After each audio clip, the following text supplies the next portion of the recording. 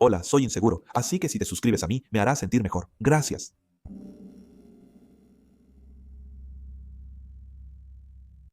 Este caso ocurre en Estados Unidos en 1979. 17 de julio 1980, en lo profundo de los bosques de Alaska, cerca del lago Eklunter, un equipo de electricistas caminaba por un sendero remoto de líneas eléctricas.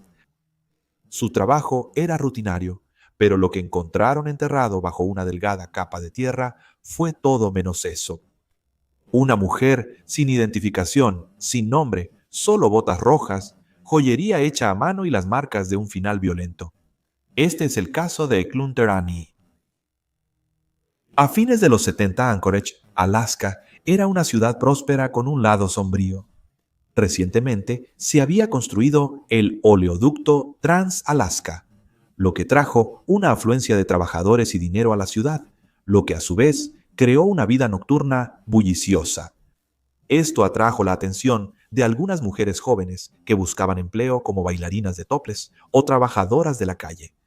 Y trágicamente, esto atrajo la atención de un monstruo absoluto. Entre 1979 y 1983, decenas de mujeres vulnerables en Anchorage desaparecieron o fueron encontradas asesinadas en la naturaleza.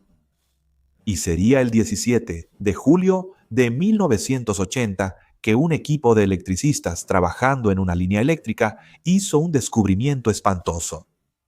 En un bosque denso, a una milla al sur de la carretera, encontraron una tumba poco profunda con restos humanos. Restos de una joven mujer parcialmente enterrada en la tierra. La escena era aireada e aislada. Solo se oía el zumbido de una línea eléctrica cercana. Los trabajadores, conmocionados, no perdieron tiempo y de inmediato llamaron a las autoridades. La Policía Estatal de Alaska llegó para asegurar la escena y recuperar los restos. El cuerpo estaba tan descompuesto que solo quedaban los huesos y una pequeña cantidad de tejido momificado. Estaba claro que la víctima había estado muerta durante bastante tiempo. Los investigadores notaron que la tumba era superficial y estaba excavada apresuradamente, lo que sugiere que alguien había intentado ocultar el cuerpo a prisa. Sin embargo, no se encontró ninguna forma de identificación, no se encontró ninguna cartera ni tarjetas de identificación con ella. El descubrimiento, comprensiblemente, conmocionó a las comunidades locales. Encontrar a una joven asesinada en las afueras de Anchorage provocó miedo y rumores. Los medios informaron los hechos clave. Una mujer no identificada encontrada cerca de Eklunter. Sin un nombre, la prensa solo podía describirla como Jane Doe, pero pronto se le daría el apodo de Eklunter Annie. Al momento del descubrimiento, la policía tenía un homicidio sin identidad de la víctima y sin pistas inmediatas del asesino. Trágicamente, el caso fue llamado desde el primer día. Los restos de Annie fueron transportados a la oficina del médico forense en Anchorage para una autopsia y análisis. El examen forense arrojó detalles críticos sobre su apariencia, el momento de su muerte y cómo fue asesinada, aunque no llegó a revelar su nombre.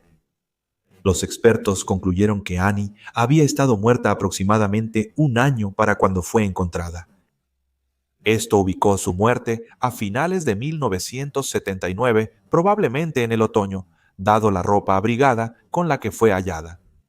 La naturaleza salvaje de Alaska, con sus inviernos fríos, pudo haber ralentizado la descomposición, pero el tiempo transcurrido solo dejó restos esqueléticos.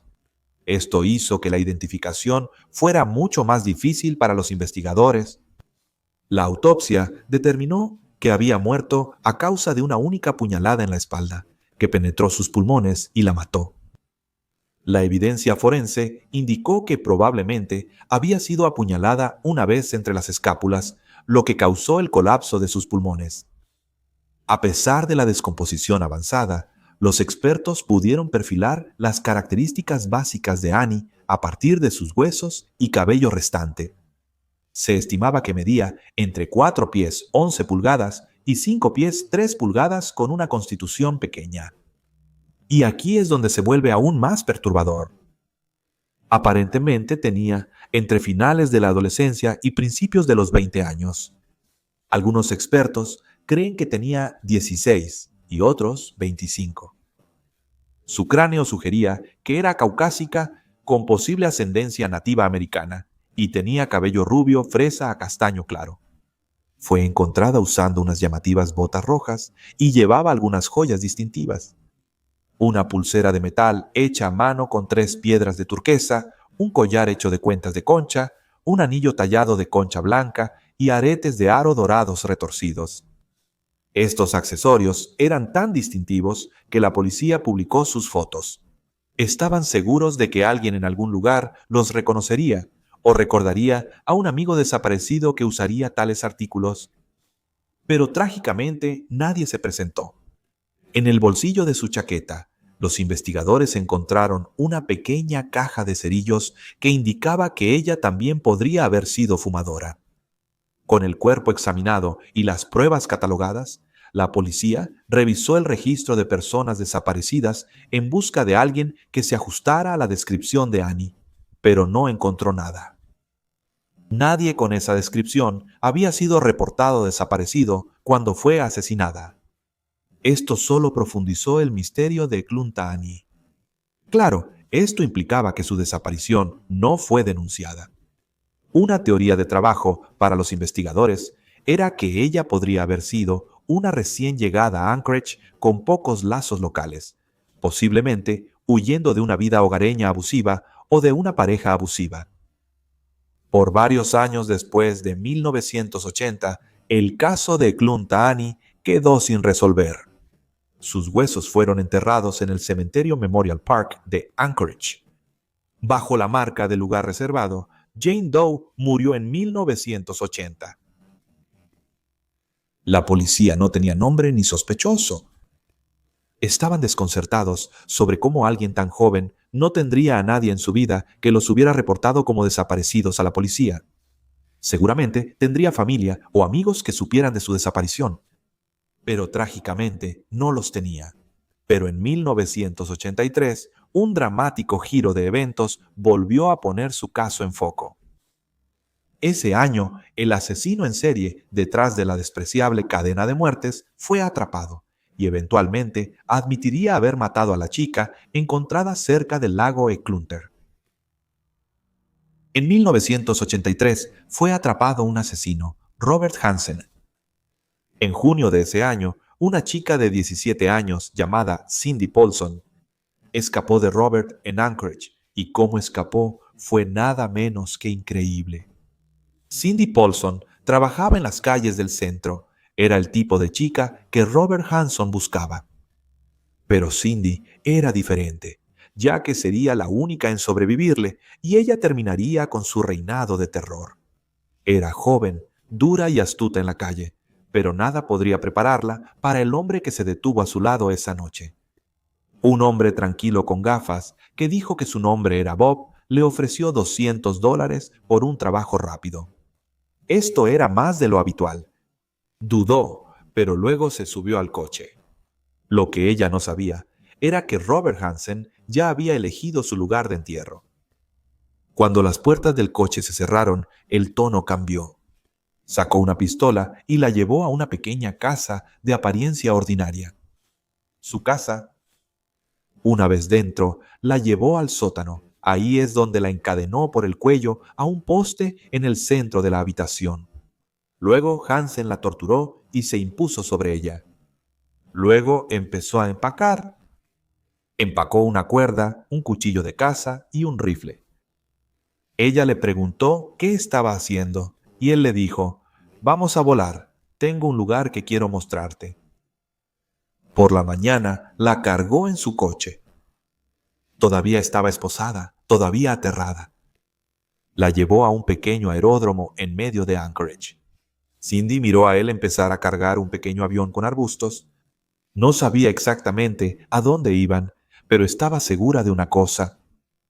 Si subía a ese avión, nunca volvería.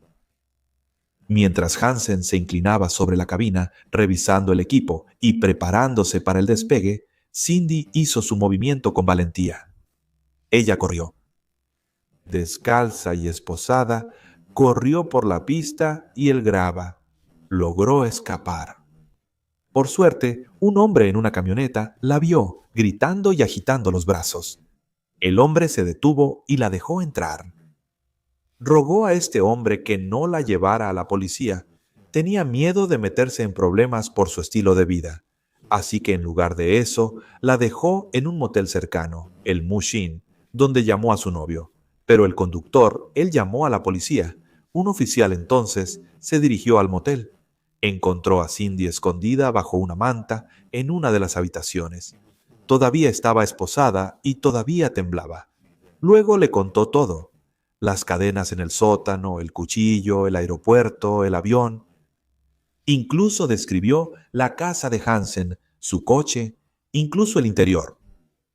Y todo coincidía. Robert Hansen fue arrestado. Cuando la policía lo llevó a interrogar, él negó todo. Dijo que Cindy estaba mintiendo y que intentaba extorsionarlo porque él se negó a pagarle. Parecía estar tranquilo y parecía estar sereno. Y por lo tanto, estaba libre para irse. Sin embargo, finalmente, su testimonio junto con otras pruebas finalmente revelaron el secreto de quién había estado cazando mujeres alrededor de Anchorage. El 27 de octubre de 1983, la policía arrestó a Robert Hansen por múltiples cargos. Entonces, ¿quién era Robert? Robert era un cazador experimentado que llevaba una doble vida. Durante el día dirigía su negocio de panadería y por la noche se convertía en un depredador. Según se dice, no era el tipo de hombre que uno evitaría cruzando la calle. No era ruidoso ni amenazante. Dirigía una panadería, era padre y era un hombre tranquilo que tartamudeaba cuando hablaba. Tuvo 2 hijos con su segunda esposa, Dala Hanson, con quienes vivía en Anchorage durante los años en que cometió estos crímenes. Se informó que Dala desconocía su doble vida. Su esposa e hijos a menudo estaban fuera, visitando a familiares o fuera del estado, lo que le daba la oportunidad perfecta para secuestrar y matar sin que ellos lo supieran. Durante más de 10 años cazó mujeres en las zonas salvajes de Alaska. Sus víctimas eran bailarinas, trabajadoras y fugitivas, mujeres que eran vulnerables, mujeres a las que nadie buscaba si desaparecían. Conducía por el distrito de luces rojas de Anchorage, buscando su próximo objetivo. A veces se hacía pasar por un cliente, a veces por un fotógrafo. Les prometía seguridad, dinero, incluso trabajos de modelaje.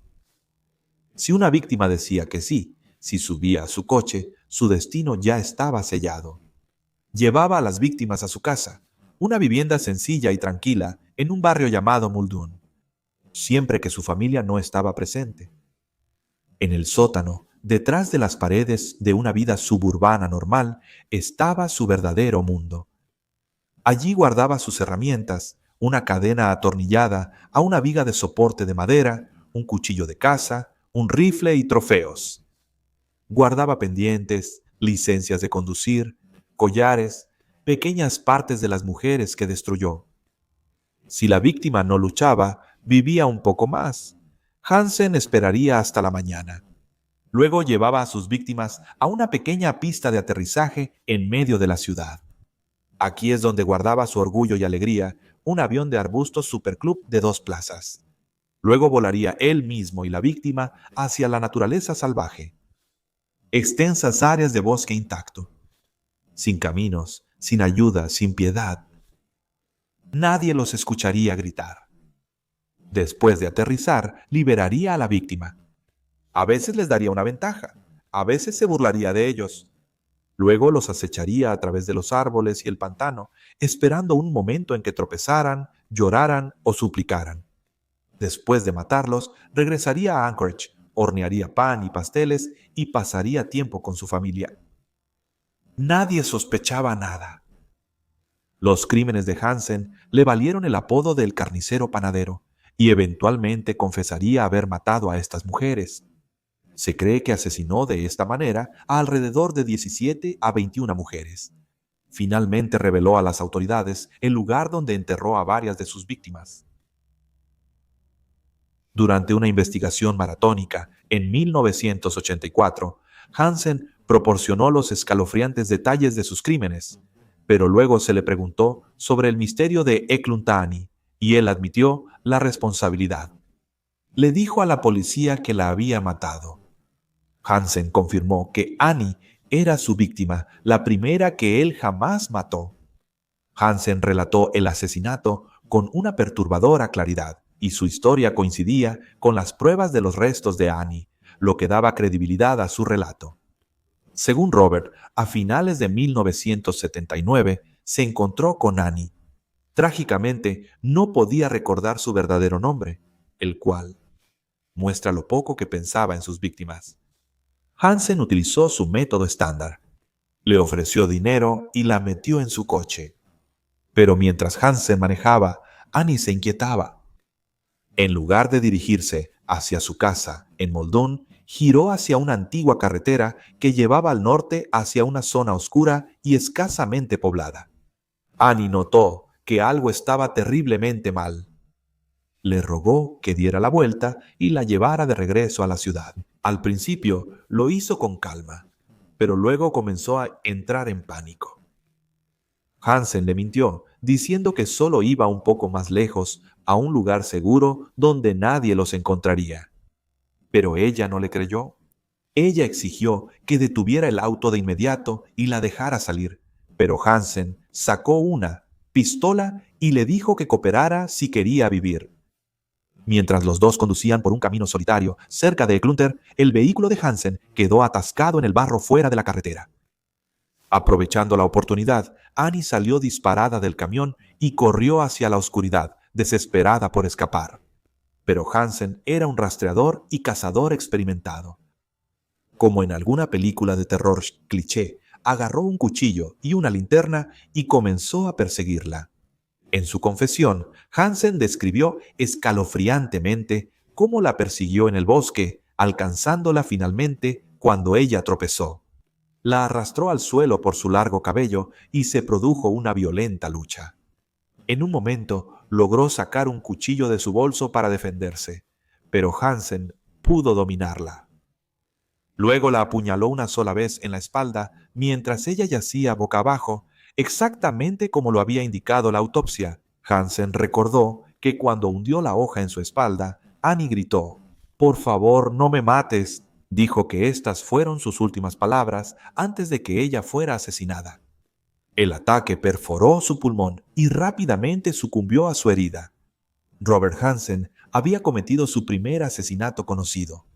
Arrastró su cuerpo hacia la línea de energía y cavó rápidamente una tumba poco profunda para ocultarla. Estaba satisfecho de que la ubicación remota la mantendría oculta, así que abandonó la escena. Los restos de Annie yacieron en la tumba a través de las nieves del invierno y la primavera de 1980, hasta que la cuadrilla de trabajo la descubrió por casualidad. Con la admisión de Hansen en 1984, las autoridades finalmente supieron cómo murió Annie y quién la mató. Pero aún así, no tenían absolutamente ninguna idea de quién era ella. Hansen fue condenado por múltiples asesinatos. Se le dio una condena de por vida, más 461 años de prisión. Murió tras las rejas en 2014, sin haber proporcionado ninguna información adicional sobre la identidad de Annie. Para las autoridades, seguía siendo una realidad frustrante. Cerrar el caso del asesinato no cerró el caso sobre la identidad de la víctima. El expediente sobre Annie permaneció abierto como la investigación de Jane Doe, el caso más antiguo de este tipo en Alaska. Según un investigador de casos sin resolver, identificarla se volvió un asunto de justicia e igualdad. Dijeron que no importa cómo vivió, ella merece tanto una búsqueda de su gente como cualquier otra víctima. En Alaska, el relato de Annie se ha convertido en uno de los misterios de crímenes reales más infames del estado, y la respuesta del público ha sido de empatía duradera. Los extraños aún traen flores a su tumba simple que solo dice: Jane Doe murió 1980, y los lugareños aún ocasionalmente se detienen junto a la placa de bronce.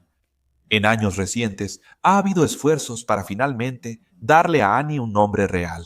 Se creó una reconstrucción facial forense de Annie en el año 2020, basada en el cráneo de Annie. Esta imagen compuesta actualizada se publicó al público 41 años después de su muerte, con la esperanza de que alguien pudiera reconocer su rostro. El retrato muestra a una joven con cabello castaño, claro recogido hacia atrás con una mirada sutilmente inquietante. Esta foto del 2020 se viralizó en redes sociales.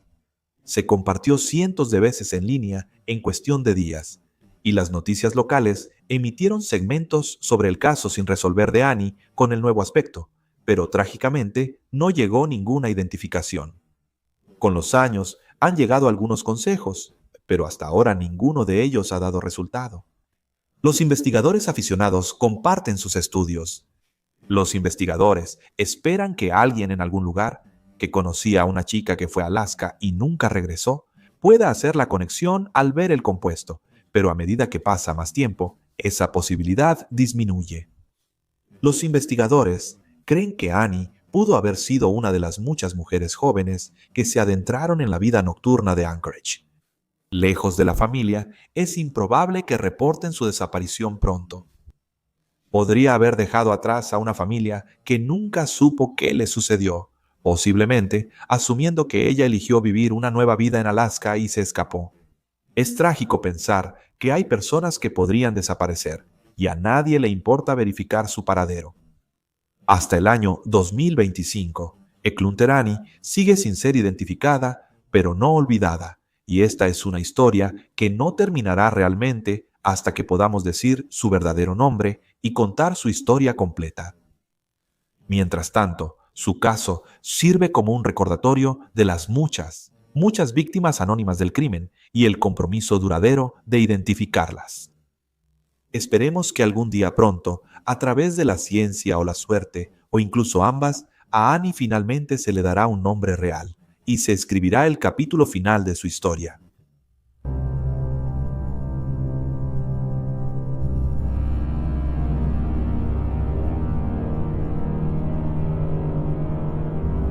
Gracias.